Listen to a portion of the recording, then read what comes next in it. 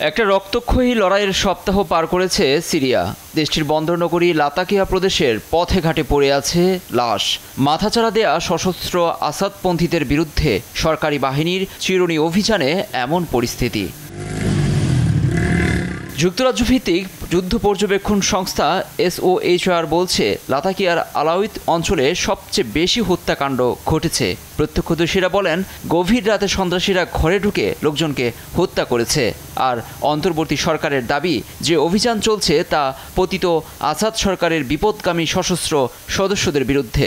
কিন্তু মানবাধিকার গোষ্ঠীগুলোর মতে গত 3 দিনে 1300-র বেশি নিহতের মধ্যে অধিকাংশই বেসামরিক নাগরিক। হামলায় অবরুদ্ধ হয়ে পড়ে হাসপাতালও।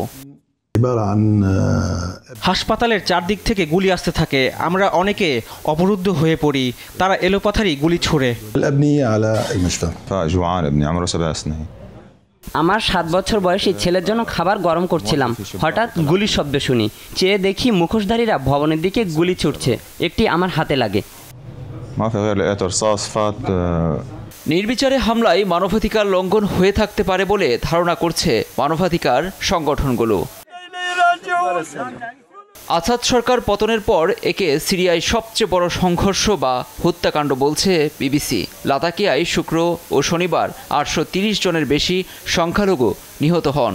যদিও সংখ্যালঘু হত্যাকাণ্ডের বিষয়টি স্বাধীনভাবে যাচাই করতে পারেনি ব্রিটিশ সংবাদ মাধ্যমটি। সাধারণ মানুষের উপর হামলায় জড়িতদের কঠিন শাস্তির আওতায় আনার হুঙ্কার দিয়েছেন অন্তর্বর্তী সরকারের প্রেসিডেন্ট আল সারা। তবে স্বৈরাচার আসাদের অনুগত বাহিনীর বিরুদ্ধে অভিযান চলবে বলেও সাফ জানিয়ে দেন তিনি। সিরিয়াবাসী নতুন বিপদের মুখোমুখি। এ কাজটি করছে পতিত আসাদ সরকারের থেকে যাওয়া কিছু বিপদগামী।